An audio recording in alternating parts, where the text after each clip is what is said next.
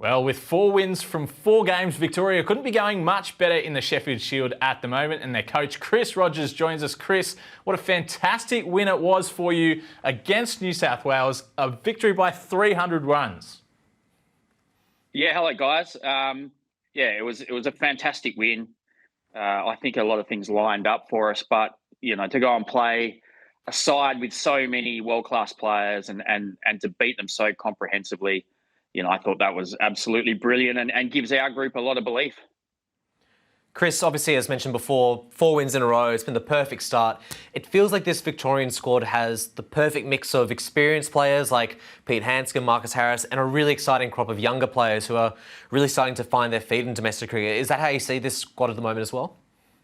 Yeah, Victoria made a bit of a decision a few years back to really try and get more players into the Test team and develop born and bred Victorians. And it's always going to take a while, but we're starting to see the fruits of that labour. And even with we're picking 3 young batters in Peak, Kellaway, and Dixon.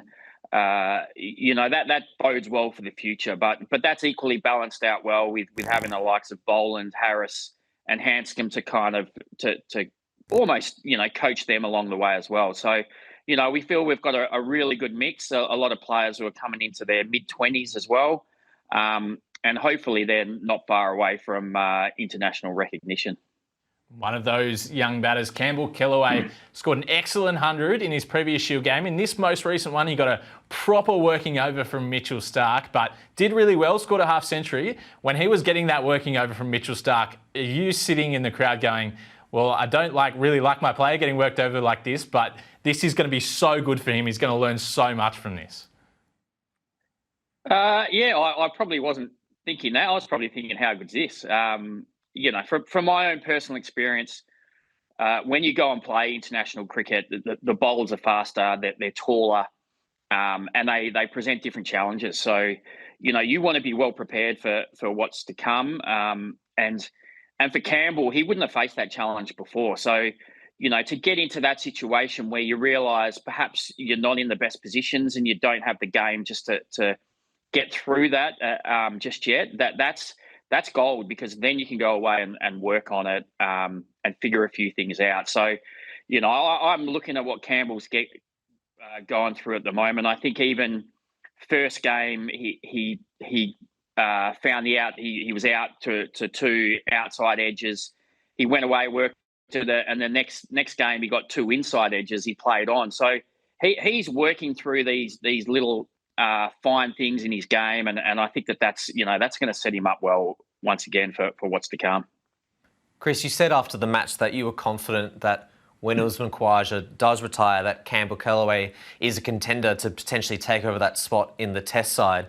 That moment could come in the next 6 to 12 months. We don't know for certain when Khawaja is going to hang up the boots, but do you feel confident that even if potentially this summer an opportunity comes up for Campbell, that he's really ready to take on the likes of Mark Wood, Jofra Archer, and in the next couple of years, some other fast bowlers?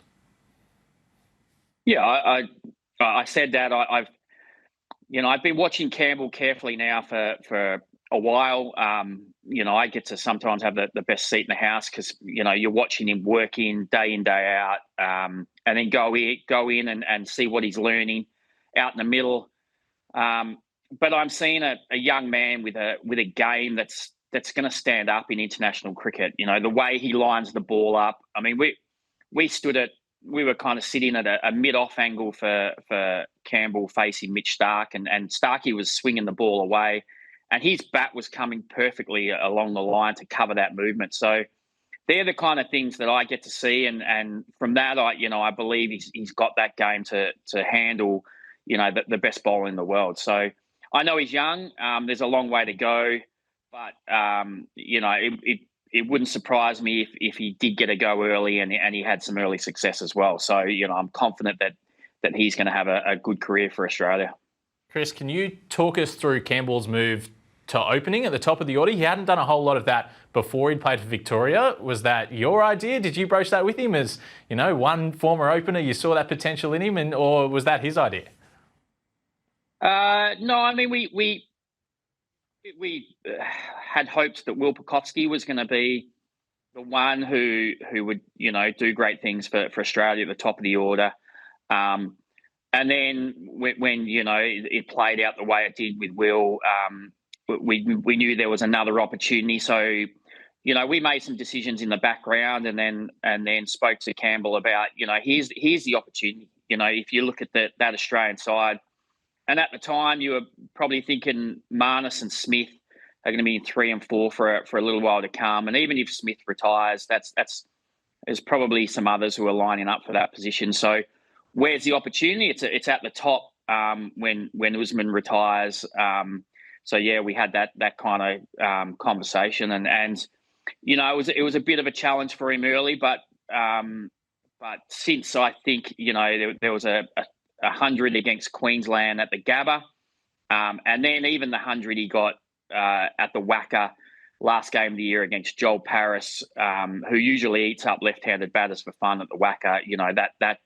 That kind of signalled what a really good player is. So there's been some good conversations in the background, and we think he's a ready-made opener. Another one of the exciting younger players in the Victorian side is Fergus O'Neill, who has been pretty much perfect over the last 24 months in the Shield side. He has murmurs of potentially a test spot coming up in the next couple of years, with an Australian side obviously approaching the twilight of their careers. What's going to be the challenge for him in converting his bowling from the domestic setup to international cricket? Because obviously that's a big step up for any fast bowler. Yeah, I think, the challenge for Fergus is always this perception that he's just not fast enough. He and on the flatter wickets, he might get found out. But, I look at Vernon Philander and the success he had, and the style of bowling he had, and that's very similar to Fergus O'Neill. And even from my experience playing in England, and seeing those kind of bowlers who are high skill, maybe not the fastest, but they would test your defence pretty much every ball. There's a lot of value in those guys. So, I look at the Vernon Philander model and think, well, if he can have success, why can't Fergus? And even his ability to bowl for long spells, day in, day out, I think that stands out amongst a crop of bowlers who we're seeing a lot of injuries from as well. So, his resilience is going to be important to his armoury as well. So, yeah, I think he's got all the tools he needs to go on and have a good international career. I just think he needs that chance. But I think if he gets that chance, he's going to show people just how good he is. Yeah, the Vernon Philander comparison is a good one, Chris, especially with Australia going to South Africa in October next year for a test tour. Were you disappointed that the Australian selectors opted for Michael Neser when Josh Hazlewood was injured, rather than giving Fergus an opportunity to at least be in the squad? Yes. I was, just because, I get to be on the journey with Fergus as well, and you want to see these players that you work with have success. So there's a bit of disappointment from that aspect, but equally, I think all the players in domestic first class know how good Ness is, and probably don't begrudge him this opportunity as well. But I think Fergus knows that he's going to have to work hard for this opportunity, but he'll be ready to go once it comes. You mentioned before that Fergus has the skill set to potentially be really dangerous in the United Kingdom in particular. Would you like to encourage him to hopefully go back and play some more county cricket if the opportunity comes up? He did exceptionally well for his brief stint a few months ago in the UK. Well, I think he's signed a 2-year contract anyway, so I don't think we have much choice in that. But no, we're very supportive of all our players, taking these opportunities and trying to get better. And I think for him to go over to England, work with some of the bowling coaches and see the style of cricket, I think that's going to be really good for him as well. And he came back raving from his experience over with Nottinghamshire early on, and just how much he learnt. Even working with Abbas, I think he had some really good conversations with him, who's another bowler in a similar type of mould, who's had some good international success. So these are the priceless experiences they can get when they do that. So we'll support that. Fergus is not the only Victorian quick that's turning heads. Sam Elliot took 5 for against that star-studded New South Wales batting lineup and also snagged the wicket of Steve Smith. That's a pretty good one to have on the resume. Yeah, I mean, we weren't expecting Sam to have such a great game, but he continues to surprise us with his performances, and that he was the best bowler in the game.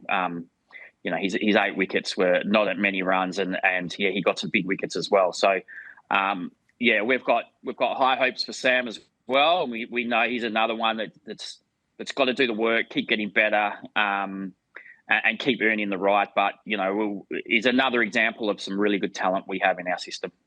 And lastly, Chris, we have to mention Peter Handscomb in a really low-scoring match to score that 100 in the first innings, obviously set up the side for the big win at the SCG. He seems to have such a wonderful knack of, in really tough conditions, finding a way to score runs. That's probably why he was in that Australian squad a couple of years ago in India, and it'll obviously help the team moving forward when confronted with difficult pitches like we saw in Sydney.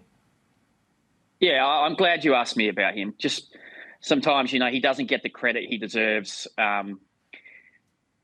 Always that perception that he's exactly the same player he was when he played his Test cricket. But from having the experiences with him, being a coach of him, I've seen his growth, and he's gone away and understood that the style of batting he had when he played Test cricket probably wasn't going to stand up, and it took him a while to kind of get rid of that stubbornness around that. But since then, he's been so open to a different style. And I think if you go and watch that 100 he got against Stark and Hazelwood and co, you'll see it's a very different model. Just how he looked to get forward, he looked to punch back into the ball.